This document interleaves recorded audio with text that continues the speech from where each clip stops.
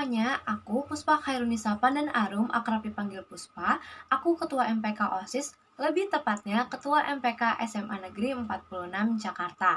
Selain itu, aku juga tergabung dalam beberapa organisasi dan komunitas lainnya. Contohnya, yang pertama aku tergabung dalam Young Health Program atau YHP di bawah naungan UNICEF. Yang kedua, aku tergabung dalam SBHJS atau Saka Bakti Husada Jakarta Selatan Angkatan ke-27. Yang ketiga, aku juga Pradana Putri atau Ketua Ekskul Pramuka. Yang keempat, aku juga Ketua Organisasi Youthcation yang awalnya dinaungi oleh Forum OSIS Nasional. Dan yang kelima, aku juga Kepala Departemen Lomba Karya Ilmiah Remaja atau yang biasa kalian kenal dengan KIR. Nah, di sini aku dapat pertanyaan nih teman-teman dari teman aku. Katanya sih ada 7 pertanyaan tentang bullying. Nah, kira-kira pertanyaannya apa aja, jawaban aku apa aja? Kalian bisa tonton video ini sampai habis. Stay tune! Pertanyaan pertama, apa yang kamu ketahui mengenai bullying? Dari katanya aja itu udah ketahuan, bullying yang artinya penindasan. Menurut saya, bullying adalah perilaku penindasan yang dilakukan oleh seorang atau sekelompok orang dilakukan dengan cara fisik, non-fisik, dan verbal. Nah, ini dilakukan oleh sekelompok orang atau orang yang memiliki kekuasaan lebih atau kekuatan lebih ditujukan kepada orang yang lebih rendah, yang bertujuan untuk menyakiti hati orang tersebut dan dilakukan secara terus-menerus. Itu menurut saya mengenai pengertian bullying. Pertanyaan kedua, sejak kapan Anda mengetahui bullying? Saya mengetahui bullying sejak SD. Kok anak kecil udah tahu bullying? Nah, saya tahu karena ada teman saya yang mengharuskan dirinya ke toilet setiap saat. Saat itu banyak sekali teman-teman saya yang lainnya itu mengucilkan atau menggunjingkan teman saya yang sering ke toilet ini. Padahal teman saya yang sering ke toilet ini memiliki penyakit serius yang bila tidak dikeluarkan akan menimbulkan penyakit lainnya.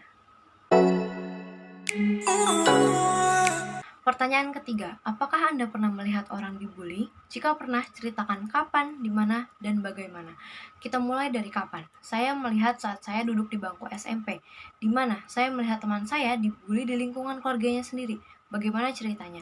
Kok bisa di lingkungan keluarga ada pembulian?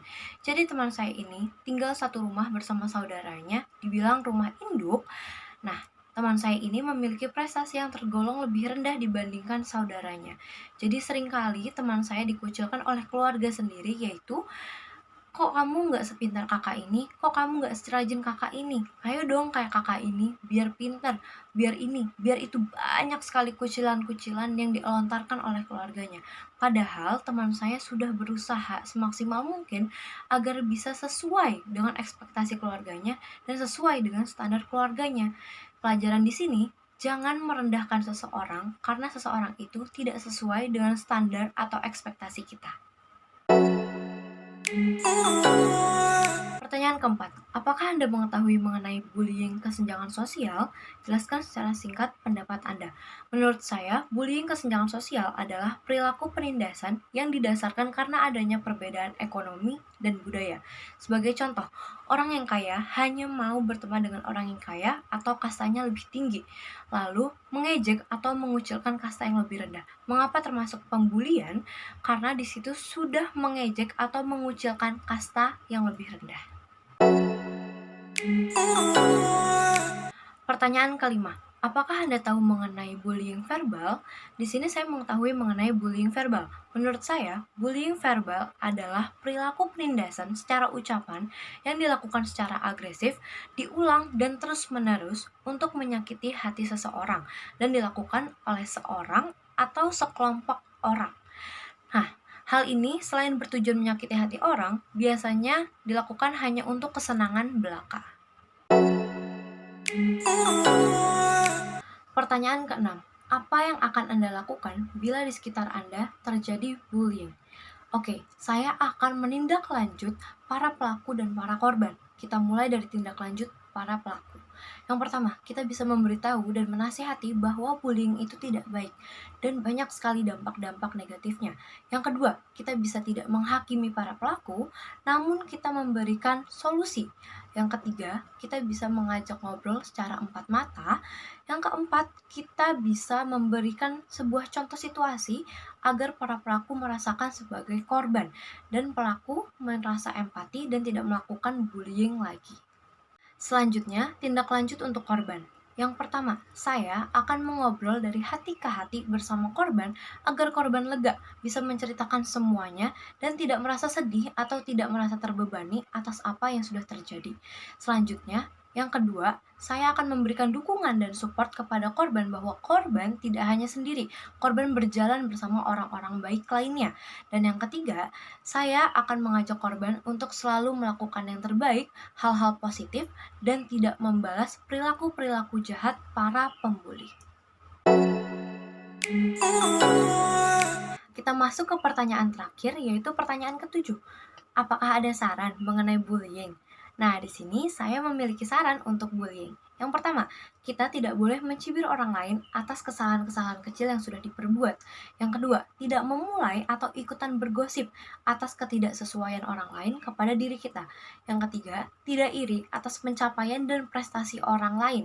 Justru pencapaian dan prestasi orang lain ini kita jadikan motivasi agar kita bisa seperti dia juga.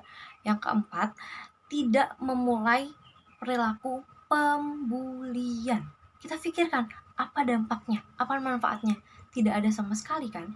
Jadi tidak usah melakukan pembulian. Dan yang kelima, yang terakhir, memposisikan diri kita sebagai korban. Nah, saat kita sudah memulai memposisikan diri kita sebagai korban, kita akan merasa empati. Lalu kita akan selalu berbuat baik agar tidak terjadi lagi yang namanya pembulian.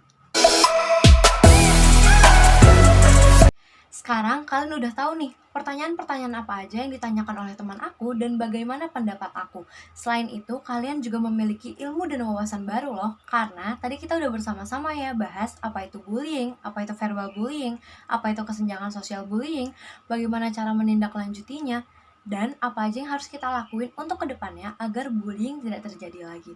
Maka dari itu, mari bersama-sama kita hentikan bullying. Bye-bye, sampai bertemu di next selanjutnya.